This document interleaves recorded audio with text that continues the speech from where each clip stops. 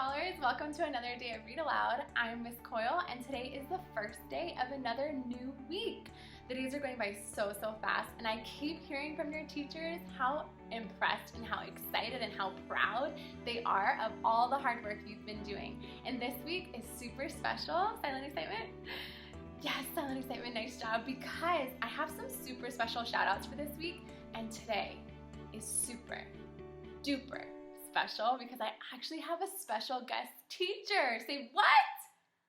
Nice, loud and proud voice. Yeah, I have a special guest teacher. So let's review our day of the week, month, date, and year so we can get right on into it. Follow along with my finger. Today is ready, go. Today is Monday, May 11th, 2020. Holy moly. And scholars, we've been working really hard in our poetry unit.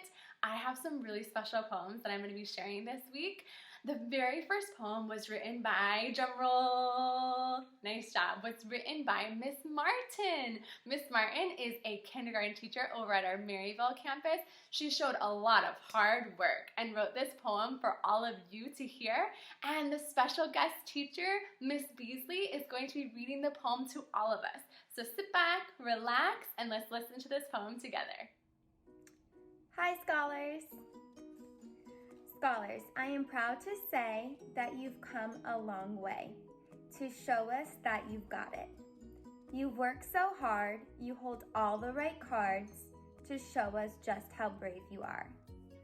From reading our books to all the things that we took to the memories that we shared. We practiced our math and circled down the right path to finding that we cared. You are the master of your mind, and we hope that you'll always find big things do await. You're on your way to the first grade, and we always knew that you'd do great. We love you, scholars. Whoa, scholars, can you say so cool?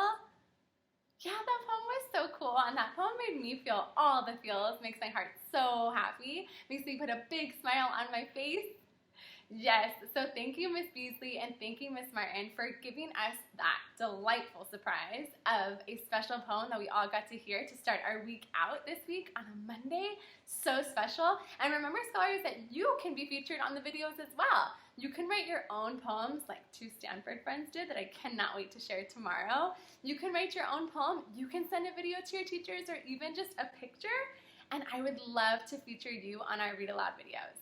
So today, we get to read a brand new book, and as you've seen, I've featured my sister's cat on here a lot, Corduroy. Today's story is about a cat. It's about a special cat. And as we read this special book today, we are going to be thinking all about, put your fingers up to your brain, we are going to be thinking all about our special story elements. Do you remember story? Yeah, I know that S-T-O-R-Y spells story, and story helps us to remember the special elements that our stories always have so we can keep track of what's happening as a really good Vista Voyager reader, so we can really understand what's happening in the story and be able to tell our friends and family all about it.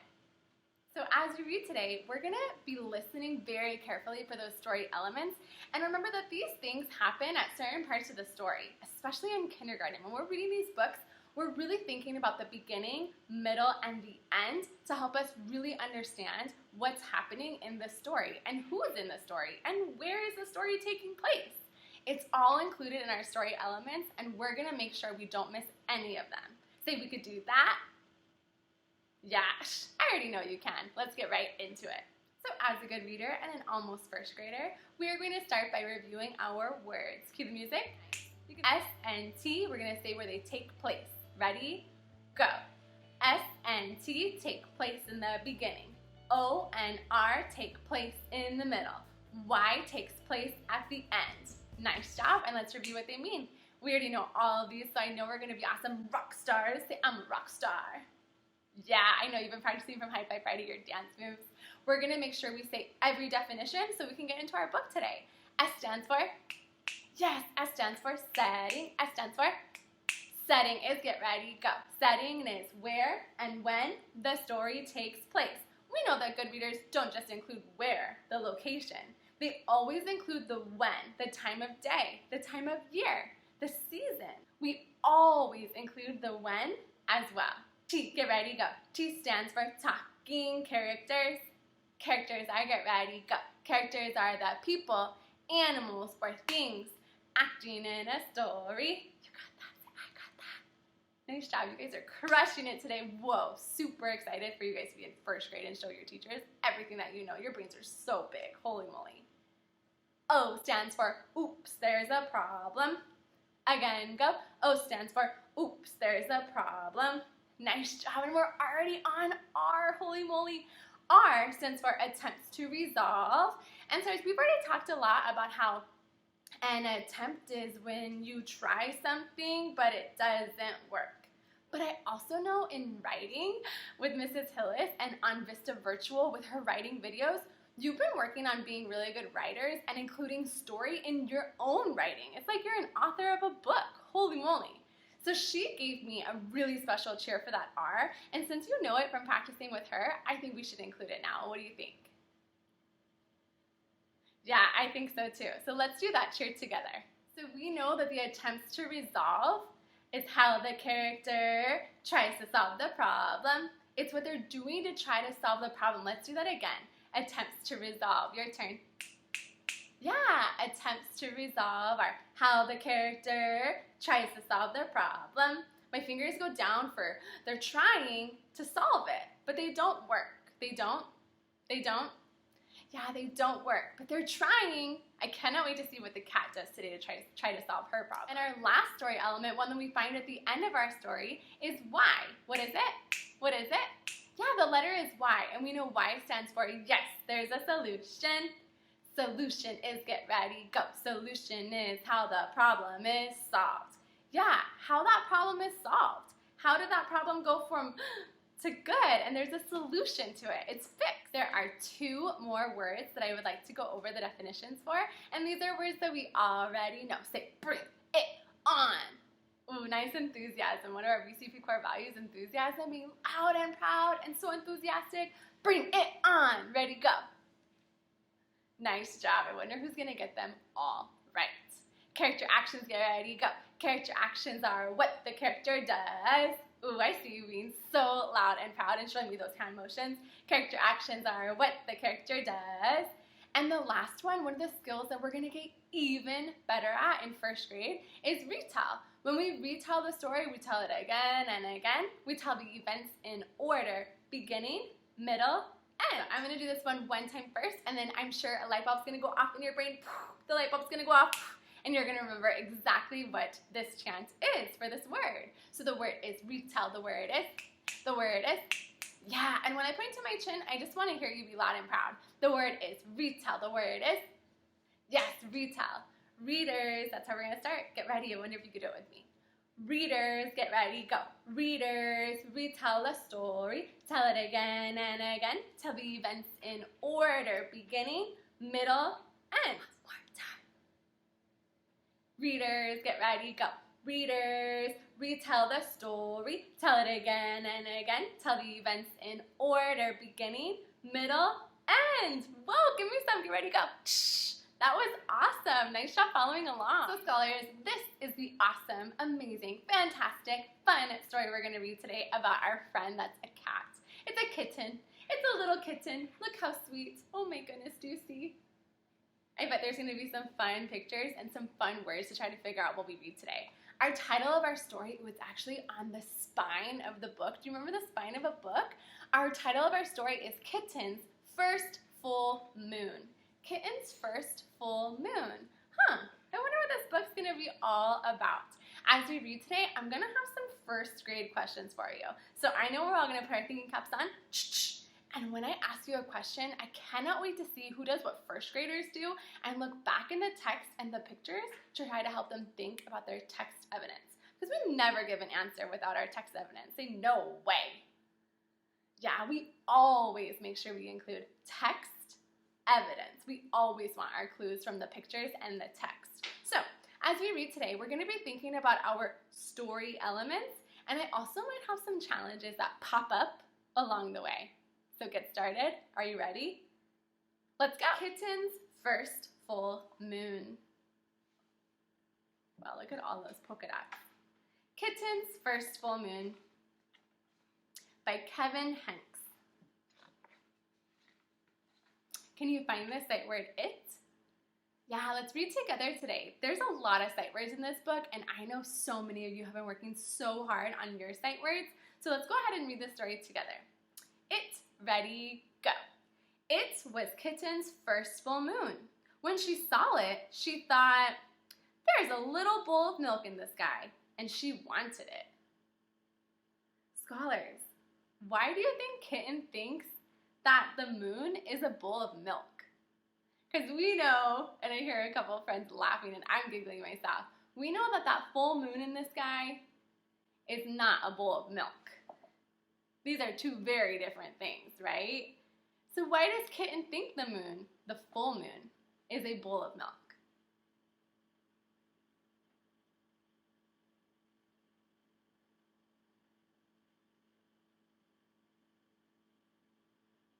Yeah, I love how you're using what you already know about a full moon and about milk, a bowl of milk. We know that they're both circles, right? Okay, so I think maybe she thinks because it's a circular shape that it's like a bowl of milk. What else? What else? Yeah, in the picture the moon is white, just like a bowl of milk is white. So Kitten thinks that's a bowl of milk. And how does she feel about it? How does she feel about it? Yeah, it says in the text on page 1, she wanted it. Yeah, that tells me that she likes that. She really wants that bowl of milk. And I already know from my schema, kittens love milk. Let's keep reading. So she closed her eyes and stretched her neck and opened her mouth and licked. So I know it's the beginning of our story, and what two story elements did we say take place in the beginning? We said, take place in the beginning. Yeah, S and T. Okay, so I'm thinking about S. We know S stands for? Yeah, setting. So what is the setting? Setting is get ready, go. Setting is where and when the story takes place. I'm going to show you some examples of where, and I want you to pick which one you think it is. Ready? I cannot wait to see who can look at their answers on the screen and figure out which one is the best. I know I always include where and when, so don't get tricked. Go!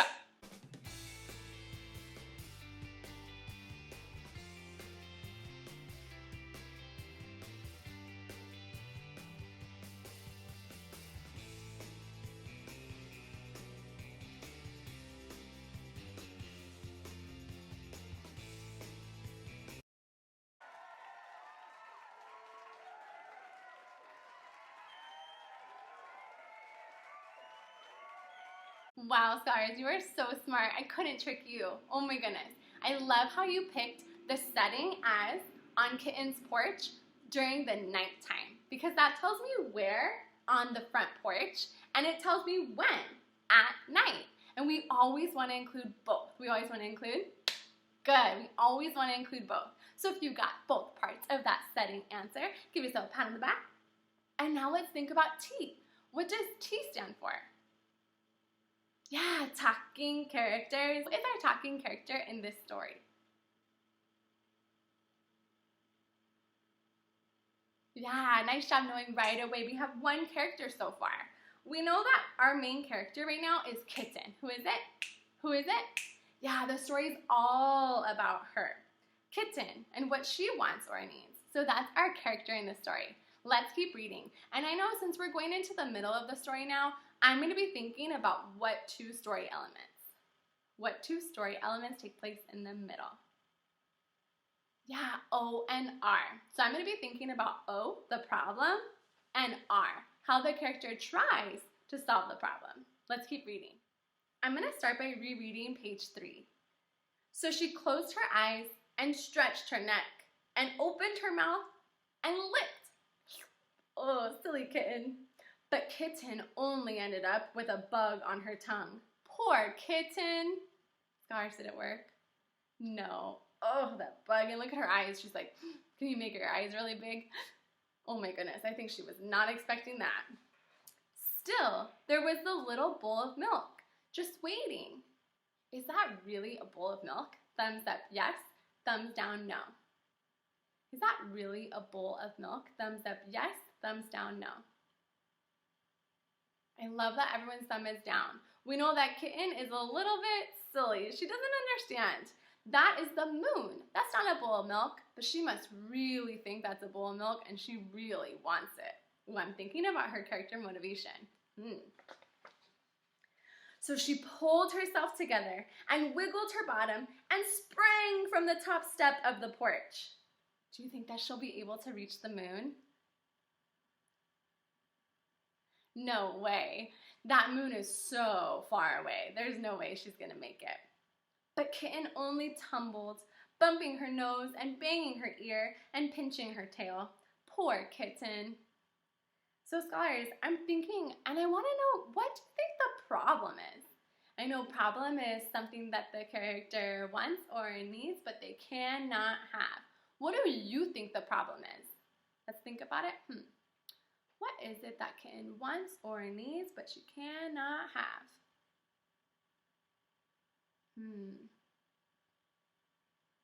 Looking back in the text like good readers always do, I see her working really hard to get something. What is she working so hard to get?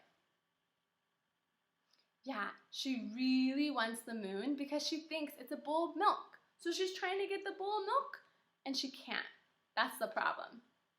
Still, there was the little bowl of milk just waiting. So she chased it down the sidewalk, through the garden, past the field, and by the pond. But Kitten never seemed to get closer. Poor Kitten. Yeah, it's still showing us that that's the problem. She wants that milk, which is really the moon. She wants it so bad, but she can't have it. I'm noticing that she's doing some things to try to solve the problem. What are some things that she's doing to try to solve the problem?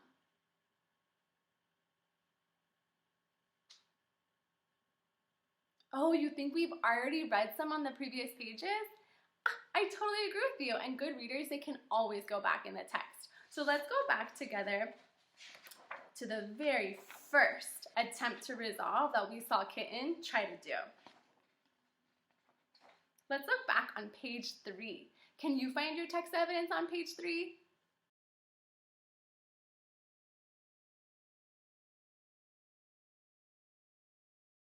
Yeah, I remember on page 3 in the text, it said she opened her mouth and licked. That was the first thing that she tried to do. She tried to lick the moon, but it didn't work. It didn't. Yeah, it didn't work. What else did she try to do? Yeah, let's look back in the text on page 7. Back on the text in page 7. You got it, Vista Voyagers. She tried to jump and tackle the moon, but that didn't work either. I remember reading on page 8, she fell. She tumbled, bumping her nose and her ear, and her tail got hurt, so it didn't work. There's one more thing that she has tried to do, but it hasn't worked, to try to get that bowl of milk, which is really the moon. What else did she do?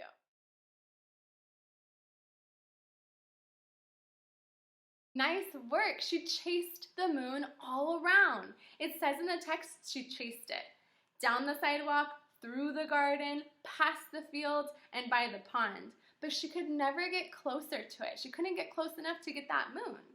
Let's keep reading. Still, there was the little bowl of milk just waiting.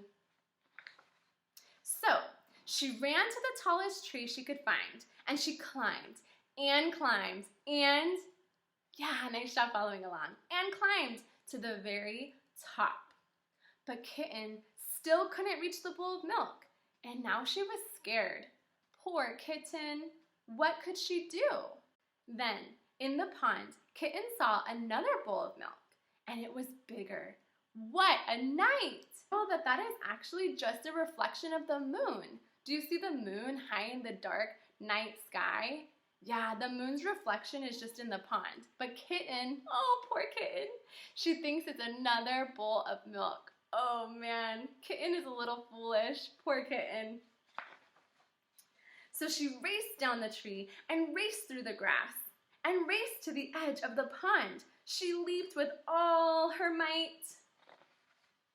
Poor Kitten. She was wet and sad and tired and hungry. Oh man, look how sad she looked. So she went back home. And there was a great big bowl of milk on the porch. Oh, we're back to the setting we came up with together. We're at Ken's house on the porch. And there's a bowl of milk, just waiting for her. When she's licking up that bowl of milk, she seems so happy. Lucky Kitten. Now she's taking a nice little nap. So cute. So scholars, we're at the end of our story, and I know that why the solution takes place at the end. How was Kitten's problem solved?